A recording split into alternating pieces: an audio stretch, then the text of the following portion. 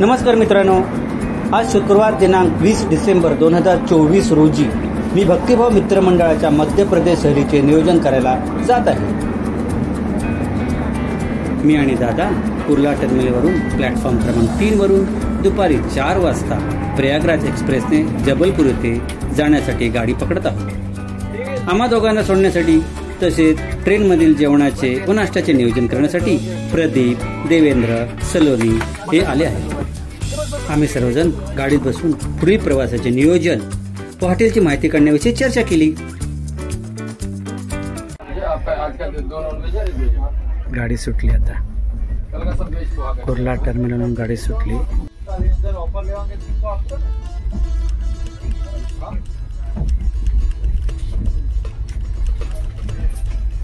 दादा आणि मी प्रवास करतो आता गाडी सुटली। जबलपूरला जाण्याचा प्रवास सुरुवात झाला। थोड्या वेळाने संध्याकाळी आम्ही पेंट्रीमध्ये गेलो। जेवणाची चव, मेनू बघितला। पिकनिकला पुन्हा 30 तारखेला याच गाडीने प्रवास करणार आहोत यासाठी पेंट्रीवाल्याला पूर्व सूचना दिली व जेवणाचे कसे वाटप करायचे याविषयी चर्चा केली।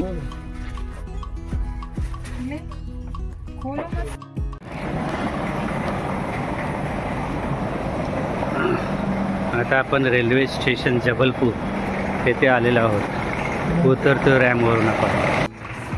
सकाळी 6 वाजता जबलपूर रेल्वे स्टेशन उतरल्यावर चांगले मस्त थंड वातावरण होते। तिथून आम्ही प्लॅटफॉर्म क्रमांक 1 च्या दिशेने रेल्वे स्टेशनच्या बाहेर पडण्यासाठी निघालो। तिथेच पेड व नॉन पेड वेटिंग रूम आहेत। हा नॉन पेड आहे आणि त्याच्याच बाजूला पेड आहे। 10 रुपये देऊन पर पर्सन 10 रुपये फ्रीमध्ये आहे वेटिंग रूम। बाहेर पडल्यावर आम्ही टूरच्या प्रसिद्ध सोय आहे का ते पाहिले, परंतु काहीच सोय नव्हती। हे आढळल्यावर पुन्हा आम्ही प्लॅटफॉर्म क्रमांक 6 च्या दिशेने गेलो व तेथे बाहेर टूरच्या बसची पार्किंगची व्यवस्था पाहिली। तिथूनच आम्ही आमचा सकाळचा नाश्ता करण्यासाठी 24/7 हॉटेलमध्ये गेलो, परंतु पाहिले तर ते हॉटेलमध्ये काहीच नव्हते। हॉटेल बंद होते। त्यामुळे आम्ही रस्त्याच्या कडेला असलेल्या टपरीवर नाश्ता केला। मग लगेचच आम्ही दोघांनी रिक्षा करून गौरी घाट म्हणजेच उमा घाट, नर्मदा घाटच्या दिशेने निघालो। आता आपण नर्मदा घाटवर आलेलो आहोत। त्यालाच गौरी घाट सुद्धा म्हणतात।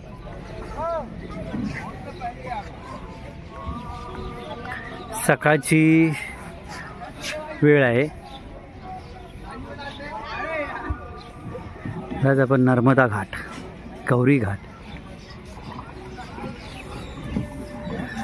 आता आम्ही विचार करतोय की बोटीमधून दर्शन घ्यायचं का किनाऱ्यावर बसून दर्शन घ्यायचं, म्हणजे इकडे बसण्याची जागा आहे। येथे आम्ही टूरच्या संध्याकाळच्या नर्मदा आरती संदर्भात बोलत आहोत।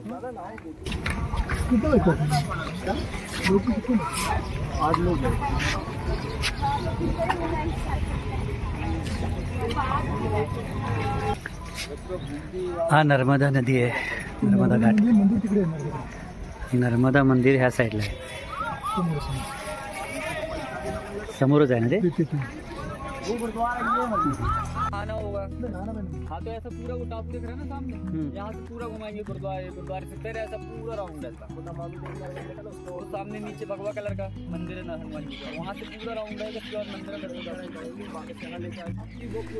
या ठिकाणी ज्या बोटी दिसत आहेत त्यातील एका बोट चालकाशी आम्ही बोट प्रवासाच्या संदर्भात निगोशिएशन केले, तसेच घाटावरील इतर स्थळांची माहिती काढली।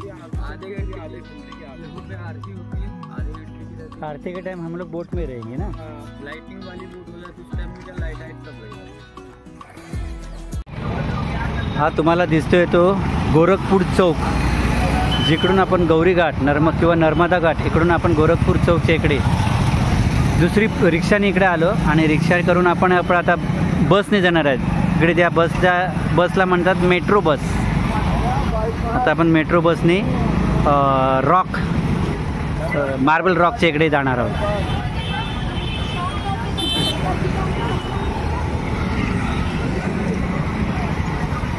आणि आता जिकडे हा भाजी मार्केट आहे, जिकडे 40 रुपये कांदे आहेत आणि बटाटे 30 रुपये आहे। भाजी मार्केट आहे इकडे। बघा, विचार करा घ्यायचे की नाही.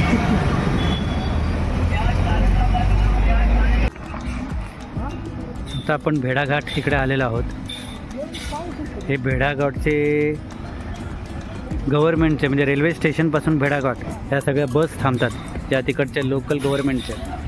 आणि हे तुम्हाला दिसते भेड़ाघाटच्या बाहेरचंच ठिकाण.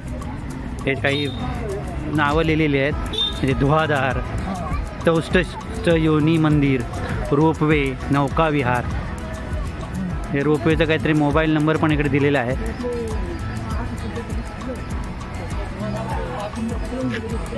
हे सगळे घाट आहेत छोटे छोटे भारी. खाली मागे बस स्टॉप पण आहे ते प्रायव्हेट बस थांबण्यासाठी, जे टूर वगैरे घेऊन आलेले आहेत त्यांच्यासाठी. तर इकडे आपण चाललेलो आहे ते धुवाधार जलप्रताप भेड़ाघाट.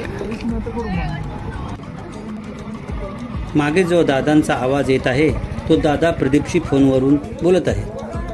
आम्ही प्रत्येक प्रेक्षणीय स्थळाबाबत प्रदीप, देवेंद्र व सलोनीशी वेळोवेळी संपर्क साधत आहोत. तर भेड़ाघाटच्या इकडे प्रायव्हेट बस थांबण्याचे ठिकाण.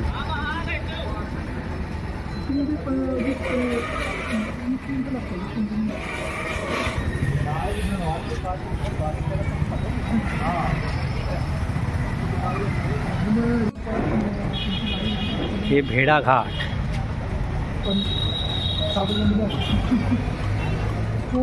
त्या भेड़ाघाटच्या इकडे आपण आलेलो आहोत.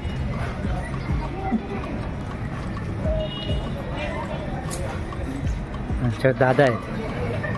प्रदीप बरोबरला फोन लावत आहेत, प्रदीप बरोबर बोलत आहेत दादा आपले. भेड़ाघाटच्या इकडे सकाळची वेळ आहे आता, तसे कोण जास्त पर्यटक आलेले नाही आहेत. काही पर्यटक बस थांबलेल्या तिकडे उतरत आहेत आता.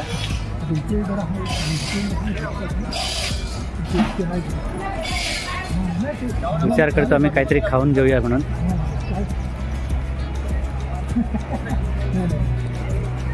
हे सगळे विस्कटलेले आहेत. थोडीफार थंडी आहे, जास्त अशी नाही आहे. ठीक आहे, थोडं खाली चाललो आम्ही आता भेड़ाघाटकडे. आता आम्ही धुवाधार वॉटरफॉलच्या इथे जात आहोत. जर तुम्ही मध्य प्रदेशमधील जबलपूर येथील भेड़ाघाट येथे भेट देणार असाल तर तेथे अनेक प्रकारच्या मार्बलच्या मूर्त्यांची दुकाने आहेत.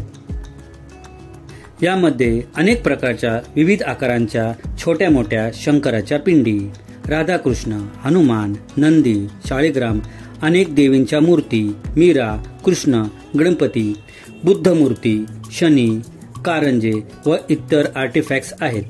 मित्रांनो, तुम्हाला जर या मूर्त्या घ्यायच्या असेल तर तुम्ही त्याच्या अगोदरच नियोजन करून या. मूर्त्या वजने थोड्या जड आहेत, त्यामुळे कशा प्रकारे आपापल्या घरी घेऊन जायचे याचे नियोजन करा. या मूर्त्या भेड़ाघाट या ठिकाणी जास्त प्रमाणात उपलब्ध आहेत. प्राइस है 150. इसमें जो वाला व्हाइट वाला ले लेंगे आप, चलो 120. इसमें व्हाइट वाला 120 कम रेट कैसा किया? हमारे यहाँ का मार्बल होता है, जो पिंक मार्बल जो ग्रेनाइट होता है जो बाहर से आता है, महंगा होता है इसका.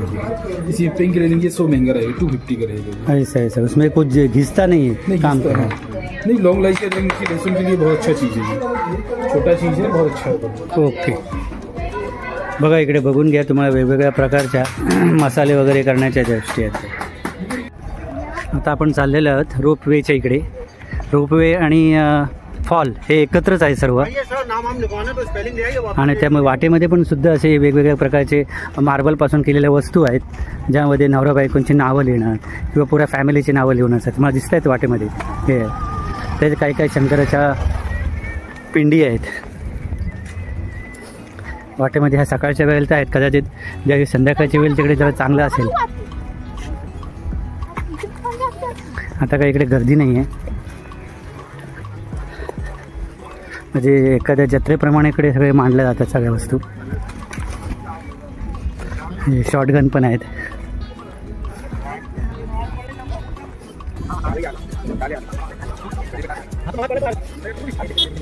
धुवाधार वॉटरफॉल पर्यंत जाण्यासाठी अंदाजे 15 ते 20 मिनिट चालावे लागते.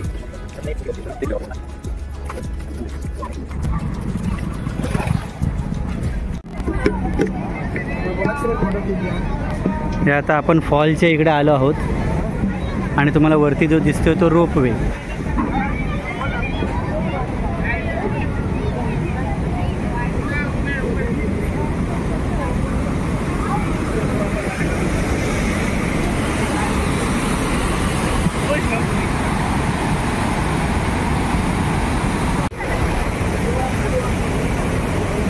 हा समोर माझ्या मागे तुम्हाला दिसतोय तो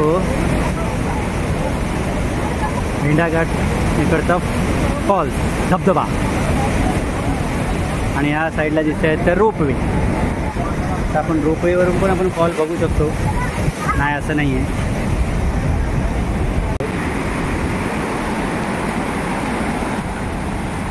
बघा तुम्हाला फॉल्स वाटतो.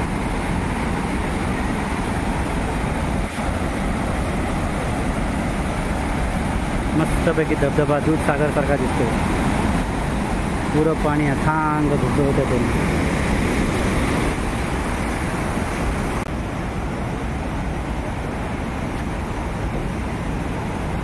मध्ये मध्ये काही ठिकाणी ॲडव्हेंचर सुद्धा केले जातात असं दिसतंय मला.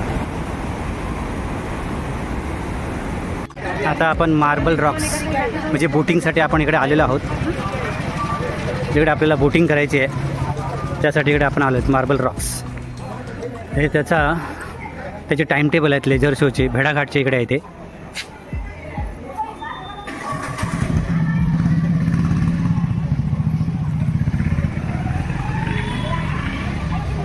आता हे आम्हाला माहीत नाही कशा प्रकारची बोटिंग वगैरे आहे सर्व इकडे.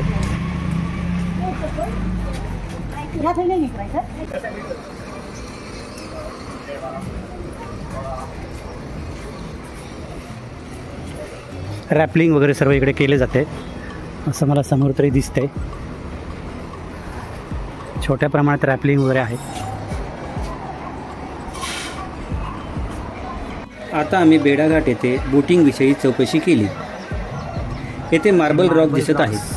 बोटिंग करताना ते मार्बल रॉक जवळून पाहता येते. मार्बल रॉक येथून घाटावर बोटीला जाण्यासाठी 50 रुपये देऊन लिफ्टची व्यवस्था आहे. तसेच पायऱ्यावरून चालत देखील बोटिंगला जाता येते.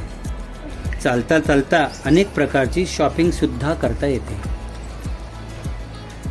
तर आम्ही चौकशी करतोय मार्बल रॉक्स इकडे. मार्बल रॉक्स म्हणा किंवा बोटिंग म्हणा हे सगळं एकाच ठिकाणी आहे. राफ्टिंग 3,500 रुपये राफ्टिंगचे चार्जेस. चौकशी चालली आहे आमची, नियम वगैरे त्यांचे. बोटिंगच्या इकडे खाली चाललेलो आहोत. बोटिंगच्या बाजूला सुद्धा दगडाच्या काही मस्तपैकी संगमरवरी दगडाच्या मार्बलच्या चांगल्या प्रकारच्या मूर्त्या, हनुमंताची मूर्ती, गणपतीची मूर्ती, अनेक प्रकार देवांच्या मूर्त्या इकडे बनवलेल्या आहेत. तुम्हाला ते औषधाचे हे करायला त्या पण चांगल्या बनवलेल्या आहेत. पावडर करतात ती मसाल्याची वगैरे करतात ना ती पावडरची वगैरे.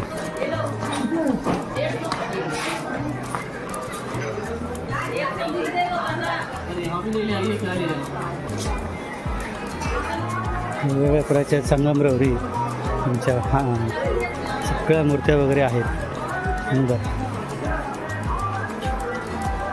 ज्यांना घ्यायचा असेल विचार त्यांनी अगोदरच प्लान करून कुठे लावणार आहेत, कुठे लागणार आहेत, त्याची पॅकिंग कसं नेणार ट्रान्सपोर्टने किंवा हाताने, कुठली साईज पाहिजे तुम्हाला.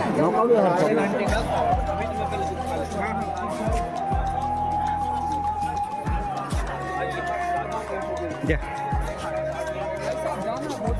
नहीं ना अभी नहीं जाना.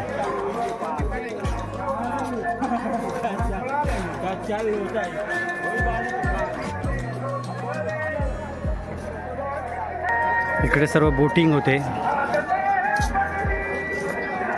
हे मार्बल रॉक्स आहेत सगळे.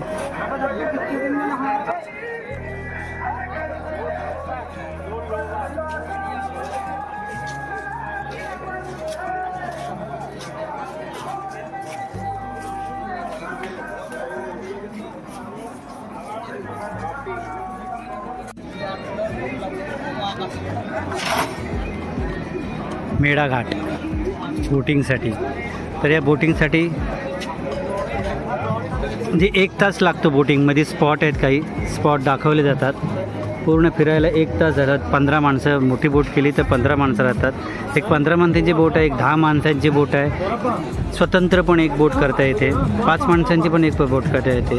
त्या सगळ्या बोटी आहेत. रॅपलिंग करायचा हा पॉईंट इकडे समोर तुम्हाला दिसत असेल, रॅपलिंगचा स्पॉट. आणि ह्या सगळ्या प्रकाराला 1 तास तरी लागतो अंदाजे. बोटिंग तुम्हाला समोर दिसत तशा बोटी आहेत.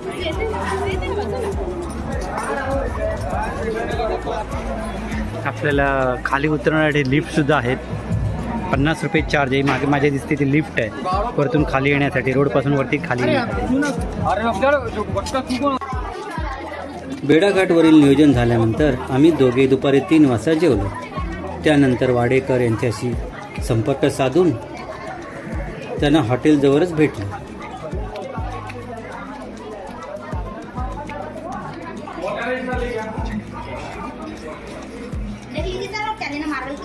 देखा देखा देखा.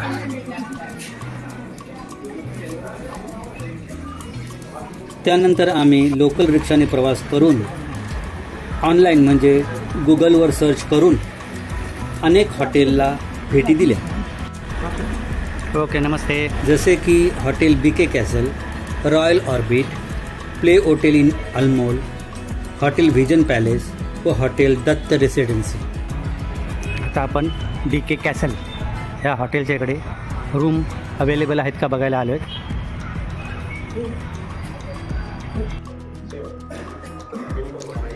हॉटेलची निवड करताना आम्ही काही निकष ठरवले होते. एकाच हॉटेलमध्ये रूम मिळणे, जर 2 ते 3 हॉटेलची गरज भासल्यास ती जवळजवळ असणे, रूममधील आंघोळीसाठी गरम पाण्याची व्यवस्था, तसेच बस पार्किंगची सोय, या सर्व गोष्टींची छाननी केली. हे सर्व ठरवण्यासाठी आम्हाला रात्रीचे 11 वाजले व रात्री जेवण करून आम्ही हॉटेल दत्त रेसिडेन्सीमध्ये राहिलो. चला तर आपण दत्त निवास, दत्त रिसॉर्ट एजन्सी सोडत आहोत. आता चाललो आपण पुढच्या प्रवासाला, खजुराहो. पुढील प्रवासाची व्यवस्था करण्यासाठी आम्ही गाडीची सोय केली. तसेच वाटेत नियोजित सहलीमध्ये चहा पाण्याची व वॉशरूमला जाण्याची पाहणी केली. प्रवास 7-7:30 वाजता सुरुवात केली. अंदाजे 5.5 ते 6 तासाचा प्रवास आहे. दादा इकडे.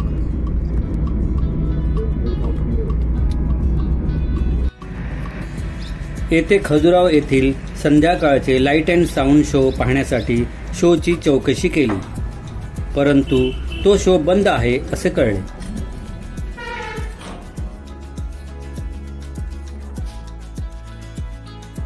आज आम्ही रविवार दिनांक 22 डिसेंबर 2024 रोजी खजुराहो येथील हॉटेल पाहण्यासाठी आलो आहोत. खजुराहो येथे आलो आहोत. येथे देखील आम्ही अनेक हॉटेल पाहिली, जसे की बुंदिला रिसॉर्ट, अतिथी इन, युरेस्टॉर inn, hotel Ramayana, hotel Buddha, hotel हार्मोन. बघूया दादा आणि वाडेकर चौकशी करतायत.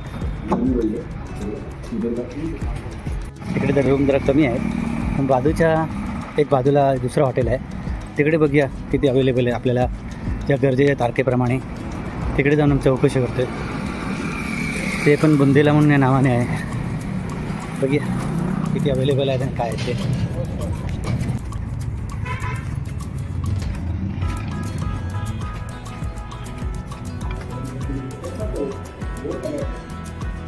आता आपण हॉटेल बुद्धामध्ये आलो रूम बघायला, कशा कशा प्रकारचे रूम आहेत.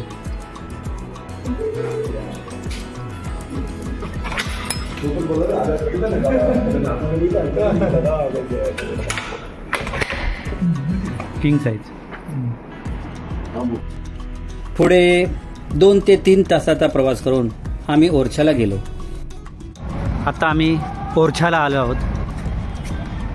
हे ओरछाच्या इकडचे एक हॉटेल आहे, अजून नाव आम्हाला कळलं नाही आहे, पण ओरछाच्या इकडचे हॉटेल आहे. संध्याकाळचे अंदाजे 6:30 होऊन गेलेले आहेत आणि ह्या हॉटेलमध्ये आम्ही प्रवेश करत आहोत. त्याच्या हॉटेलमध्ये काहीतरी लग्नाचा प्रोग्राम झालेला आहे किंवा होणार आहे. या ठिकाणी नियोजित तारखेसाठी मोठी हॉटेल्स सर्व लग्न समारंभासाठी ऑलरेडी बुकड आहेत व जी हॉटेल्स आहेत त्यात अवश्य रूमची उपलब्धता कमी आहे. या ठिकाणी पण आम्ही अनेक हॉटेल्स पाहिले, जसे की हॉटेल ऑर्किड पॅलेस, हार्दिक रिसॉर्ट, ओरछा विलास, हॉटेल राजवाडा पॅलेस, हॉटेल राजमहल पॅलेस. ओरछा येथे हॉटेल्स पाहण्यास आम्हाला पुष्कळच वेळ गेला. ओरछाला आम्हाला अपेक्षित हॉटेल मिळाले नाहीत. खजुराहोप्रमाणेच येथे देखील मोठी हॉटेल्स लग्न समारंभासाठी ऑलरेडी बुक होती. हॉटेल पाहताना आम्ही ओरछा येथील एक प्रेक्षणीय स्थळ पाहिले व बस पार्किंगची सुद्धा व्यवस्था पाहिली. त्या इकडच्या समाध्या आहेत, टोटल 15 समाध्या आहेत इकडे. अशा प्रकारच्या दिसतात. पुढे या गोलाईमध्ये 15 समाध्या आहेत. सकाळी 7 ते संध्याकाळी 7 या दरम्यान बघायला मिळतात. आता आम्ही रात्री आलो त्यामुळे काय उघडू शकत नाही, ते उघडून बघू शकत नाही. जुन्या छोट्या मोठ्या अशा समाध्या आहेत त्या. नंतर इथून आम्ही 15 किलोमीटर प्रवास करून झाशीला गेलो व तेथे देखील हॉटेलची पाहणी केली. झाशीमध्ये आम्ही hotel Bundelkhand pride, hotel Yatrik, hotel Nataraj Sarovar, hotel grand तुळसी असे अनेक हॉटेल पाहिले व रात्री झाशीमध्येच मुक्काम केला. हॉटेलची पाहणी करता करता रात्रीचे 12 वाजले. प्रत्येक ठिकाणी आम्ही हॉटेल फिक्स करताना टोकन अमाऊंट देऊनच हॉटेल फिक्स करत होतो. जर हॉटेलमध्ये 30 रूम उपलब्ध असतील तर त्यामधील 4 ते 5 रूम हे ऑनलाईन बुकिंगसाठी ठेवावे लागतात. त्यामुळे आपल्याला 25 ते 26 रूम उपलब्ध होऊ शकतात. आता आपण भोपाळला चाललो आहोत. भोपाळ किंवा विदिशा. सकाळी 9 वाजता प्रवासाला सुरुवात केली. अंदाजे 5.5 ते 6 तासाचा प्रवास आहे. सकाळचे 2 हॉटेल्स आम्ही बुकिंग केले, फिक्स केले आणि पुढच्या प्रवासाला आम्ही सुरुवात केली. प्रवासामध्ये दादा झोपले, इकडे तिकडे बघतायत. त्यांची रात्री झोप पूर्ण झाली नाही आहे. त्याचा बोलायला सुरुवात केली ते उठले ते. आता आपण सांचीला चाललो आहोत. झाशीवरून सांचीला जाणार आहोत किंवा Bhopal.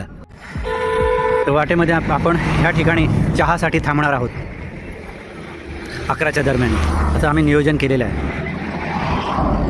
Hotel Jain Shri family restaurant त्याच्याशी बोलणी करून ठेवलेली आहे. एवढी माणसं येणार आहेत. तसंच मागे टॉयलेटसुद्धा आहे आणि नवीन टॉयलेट बांधत आहेत. चला आता आपण पुढच्या प्रवासाला सुरुवात करूया. आता आपण सांचीला आलो आहोत. इकडे एक बुद्ध विहार समोर तुम्हाला दिसतंय. तसेच सांचीला जे अशोक चक्रावरती दिसतंय तुम्हाला ते चित्र, ते पण सर्व इकडे तुम्हाला दिसतंय. इकडे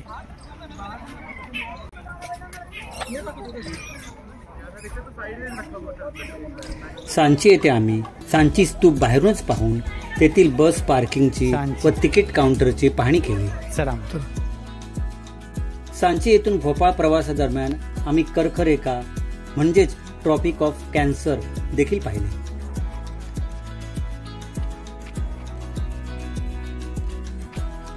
संध्याकाळी 6 वाजता भोपाळमधील हॉटेल पाहण्यास सुरुवात केली. येथे आम्ही hotel Shubham inn, hotel jewel, hotel Pakraj, hotel divine castle, hotel Sarthak, hotel RK regency, hotel Naman अशी बरेच हॉटेल पाहिली.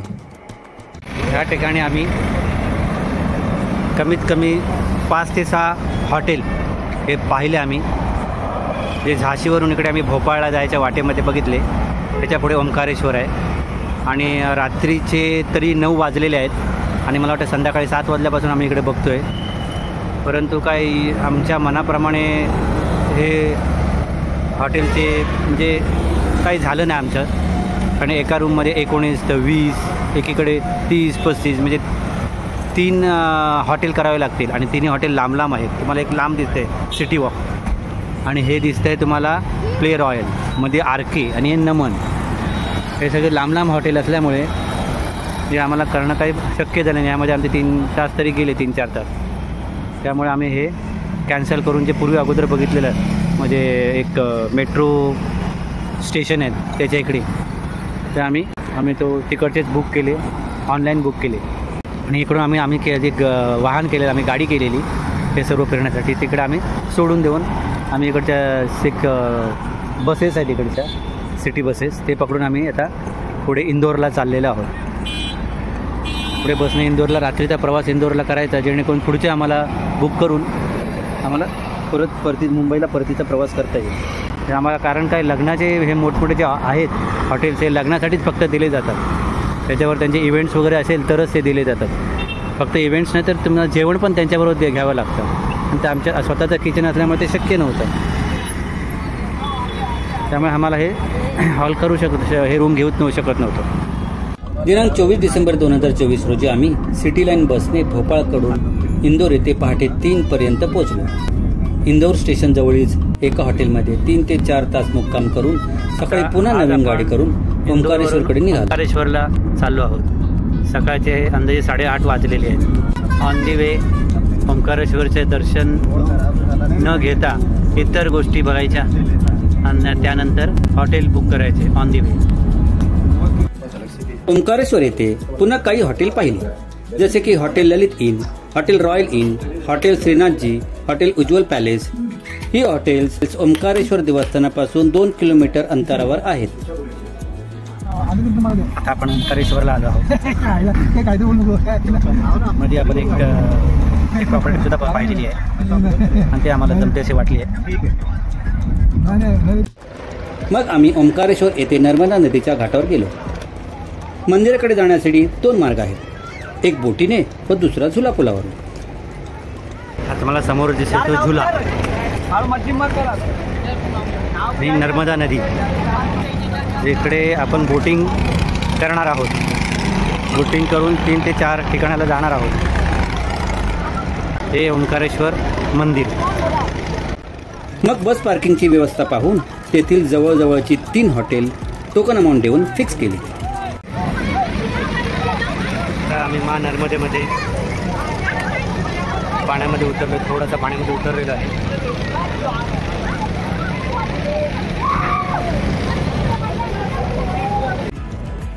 आता येथून आम्ही इंदोरला निघालो.